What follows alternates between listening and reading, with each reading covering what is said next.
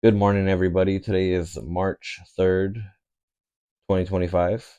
It is 11:09. Is the time on that? Yeah, it is. It is up to date. I don't even think my Switch Lite, the time on my Switch Lite is, oh yeah, it is.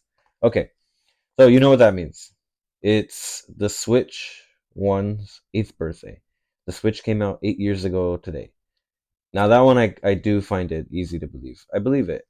I picked up the Switch in 2020 before the pandemic had started, like literally like 2 or 3 days before the whole country went into lockdown, and it became my best friend.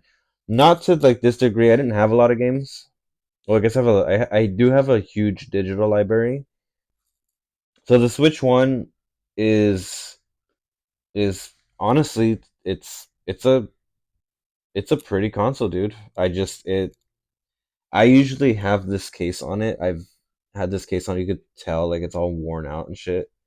Um, but when I take it out of the case, I'm always reminded of how pretty it is.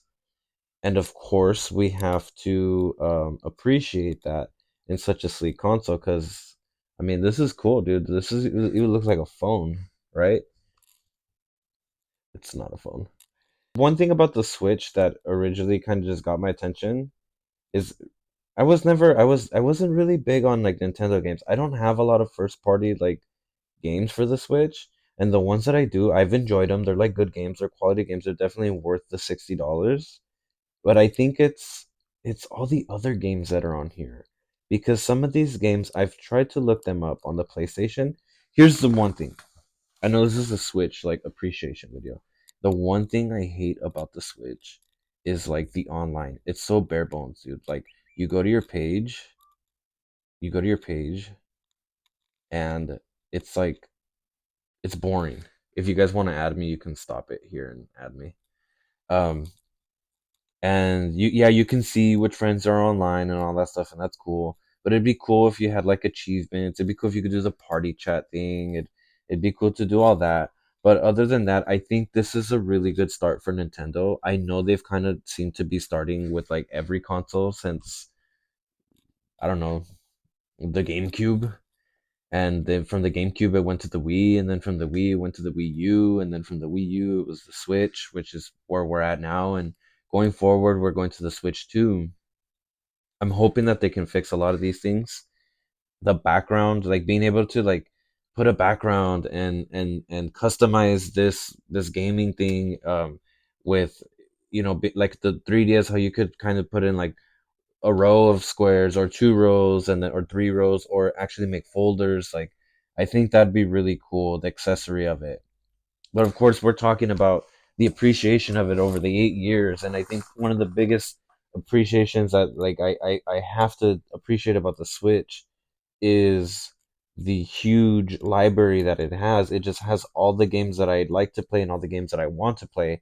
Obviously, going forward now that we're in catching up to the generation of like the PlayStation 5 and the Xbox, whatever Xbox they're on, of course there's going to be less of the newer games that I want to play, like Monster Hunter Wilds and Stalker 2 and the Elden Ring, the Night Rain, right?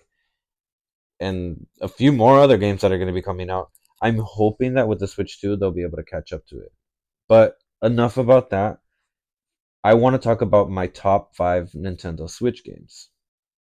Okay, so my first game on the list of my top five favorite Switch games has to be Persona 3 Portable. Now I picked this up. You see it? I picked this up at PAX West last year. And honestly, I think I paid like $40 for it. It wasn't as expensive. At my local game shop, they have this for like 90 or 80 or 70, somewhere between there. 70 and $90. And that's cool, but I ended up getting this at PAX for like I swear I got it for like $40. And really it's a good game. I just if you've played Persona and you've seen my Persona video, I I'm new to the whole Persona thing, and I started playing Persona Reload on the PlayStation 4, and then I got it portable on the Switch because I was like, you know what, I'm gonna be using it on my Switch, thinking it was kind of like the same thing, like the same game. It is the same game more or less. It's just portables, like the PSP version, and Reload's like the new definitive edition. And so I dumped like 60, 70 hours into it. And then I got to a part where they kill an important character, and so there's this progression where you don't have two of the party members, the kid with the lance and then the dude with the beanie. I'm terrible with names. And so I gave up. I was like, I can't do this. I'm not gonna spend like I'm like a week out maybe from the full moon, like boss. It's I don't even remember the boss, but if you know Persona 3, then you know what the fuck I'm talking about. And I was like, there's no way. The girls are like level like 18, and I had the dudes, Jinchiro and Takayuka or whatever their names are. I had them at like 30 something, maybe 40. So it was I'm not gonna go through that grind again. I've been thinking about starting fresh, either portable or reload, and yeah, it's a good game. I definitely enjoy it. It's on my number 5 list for Switch games because I played it so much last year. Okay, and my number 4 game for the Nintendo Switch is East Origin. I love this game. I don't know why. I love this game. This is kind of like the intro for me. This is my intro to the E series, sort of. I started playing East 8 on the PS4, and then I was like, you know what, I'm gonna go. And then I found this. There's a whole ass video on it in my older videos. If you want to go watch that, this just has tons of replay value, and it's friendly, and it's the progression on it, like the most on each run. There's 3 characters, so the most that you're gonna hours you're gonna put in on like each of those characters is about 15 hours, and the progression's like smooth and it's going, and the boss fights are kind of gimmicky. You kind of have to know what you got to do. There's tons of ways to navigate through the area. There's abilities. There's interesting characters, and it's the world of East, and I fucking love it. This is a really good game. I would recommend it. Honestly, it's on my top 4. It's number 4 on this list because I played it a lot, man. I still enjoy playing it, but of course I gotta make room for the other games that are coming up. And if you're interested, I've seen this go on sale on the eShop for like $5 every now and then. Um, Pick it up and play it, dude. It's fun. Even if this is like not your cup of tea, like this type of game, the East games are pretty um varied when it comes to I think what is it, East Memoir? Ultim Falgana came out. I fucking hate that game. I haven't beaten it. I blew through this shit in like a couple of days. East Memoir, I was like, fuck, this shit's hella hard. But they have East 9, Monster Nox, and then East 8, Lacrimos of Dana, which is like, from what I hear, is like the best East game out there. And those are all on the Switch. So, and for my number 3 game, I have Shin Megumi Tensei 5 Vengeance. So this is like an expansion. I guess Atlas tends to do this a lot. And this is sort of like an expansion. It has like a second storyline method way of progressing compared to just Shin Megami Tensei 5, like the original one that came out I don't know when. But I picked this up. I was super excited for this. I was super excited for this. I don't know what got me so excited about it because I've never played an SMT game. I played Persona. I played Persona 3 Reload, and then I was like, this looks cool. This looks a lot better. This looks like something I would definitely enjoy a lot more compared to Persona. And I do like Persona. Persona, at least Persona 3, I like it.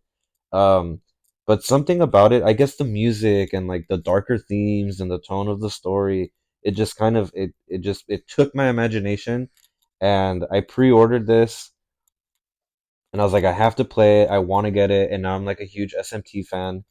And really, it sucks because I haven't finished this game. I keep jumping between my Switch save file and my PlayStation 4 save file, and it's a dope game. I've never really been into the whole catching monsters and fighting them like in as a reference like Pokemon, but I can definitely get behind this because some of the characters are cool. The themes that they discuss and cover are very interesting, and I take a lot of interest in that. And so, of course, I have to put this on my third list. I've definitely put a lot of hours in this game between the Switch and the PlayStation 4 copy. So if you're looking for if you're looking for a dope monster catching game that's not Pokemon, I would go with SMT V Vengeance. And for my second pick, it is Teenage Mutant Ninja Turtles Shredder's Revenge. This is hands down one of the coolest games I have ever played. There is a personal pan pizza coupon here. It expires November 30th, 2024. I probably should have used that. I probably should have used it. But it's a beat 'em up, and I'm pretty sure a lot of you guys know about this compared to me because this is new to me. But basically, you go around the fucking Teenage Mutant Ninja Turtles, the TMNT world, and you kick everybody's ass. Like you're just running around kicking everybody's ass. Everybody's getting their ass whooped. Sometimes you're getting your ass whooped. And this game is extremely fun when you have people to play with. Now, I take this to work every now and then, and I get to play with my coworkers because it supports up to 6 players. And let me tell you something: 6 people whooping everybody's ass. It's it's definitely addicting. I don't have anything bad to say about this game. I don't have anything bad to say about this game. The only bad thing I do have to say about this experience is that I should have picked it up earlier. I should have played these games a lot earlier. I would have been a lot less stressed, and I would have been having a lot more fun. Go and pick it up. If you can get a physical copy, go and pick it up. If you can get a digital copy, get it on sale while you can. This is a limited run um, copy. Is it? Is it? It says limited run in the back, but it doesn't say it in the front. Anyways, go and pick it up, play it. And I know I think they have like an anniversary collection that I don't have. I'm trying to remember what it's called. I don't remember what it's called. But this is number two. This game is a lot of fun to play, and there's just it's so much variety in it. And for my number one pick of Nintendo Switch games. Now, this is going based off my library. I'm not saying these are the best Switch games of all time. These are the best Switch games that you need to play and that you need to own. This is personally my top 5 games from my library that I own. And the number one game is Tactics Ogre Reborn, 50% off. I got this at GameStop. It was $50. And of course, somebody stole the case because I asked the dude, "Where's the case? Why don't you have the case?" And he was like, "Somebody stole it. Somebody stole it." And I don't know why they put like it's. I had to get it, dude. It was $25. It's such a jank ass case. Um, I had to get it, and it was interesting. My girlfriend was like, "Why are you?" I was like, "It's $25, but why are you getting it? Why are you getting it? It doesn't even have the case." And of course, I got it, and I was like super happy because I finally had a physical copy. I had been playing, I had been playing the digital copy of it for the longest time. If you've never played a Tactics Ogre game, or if you've never played Tactics Ogre, like Let Us Clean Together or Reborn, it's kind of hard to say to pick it up because it's not for everybody. It's not even for me sometimes. Like it varies. Sometimes I love the game. Sometimes I hate the game. Sometimes I want to play it for like a week straight. Sometimes I go like months without playing it. And you know, it has a lot of potential. I have a story. I have a weird relationship when it comes to Tactics Ogre that maybe I should explain or talk about in a video because it it really is, it was my game of 2023. Like that was the only game that I was playing. Literally, I was dumping like stupid amounts of hours. I probably have like a collected total amount of hours between my Switch and the PlayStation 4, like at least like 300 or 400 hours, something like that. And I know that's not a lot because I know the people that are really good at this game, that really get down with this game, they can easily put more hours into it. I did buy a copy that has the case. Yeah. So and I bought I had to get it with the actual case because it was it's such a game. It's a game that I just love, and there's so much variety with it. It's a difficult game. An excruciating difficult game if you don't know what you're doing. And by the time, like, you have to play this game at least maybe like 50, 60, 70 hours, and then you kind of start getting the gist of like how the game is supposed to be played. What are you supposed to be doing? What is the best method? there's all these dungeons and other areas and forts and fortresses and fucking there's a fucking Palace of the Dead that's like 99 floors and some more, and you get some like crazy ass loot in there. It's not an easy game to play, but it's on my top one. And if you're looking for something different, something new, and that's gonna be definitely worth your money, play Tactics Ogre Reborn. Play Tactics Ogre Reborn. I do have Unicorn Overlord. I have the collector's edition in the back hidden over there. You probably can't see it.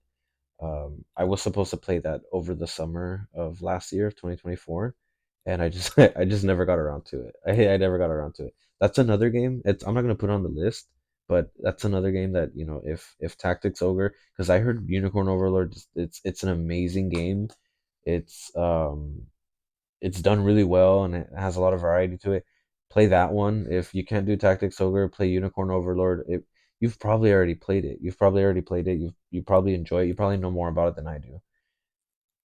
And that, my friends, is my top five Nintendo Switch games. Happy birthday, Nintendo Switch.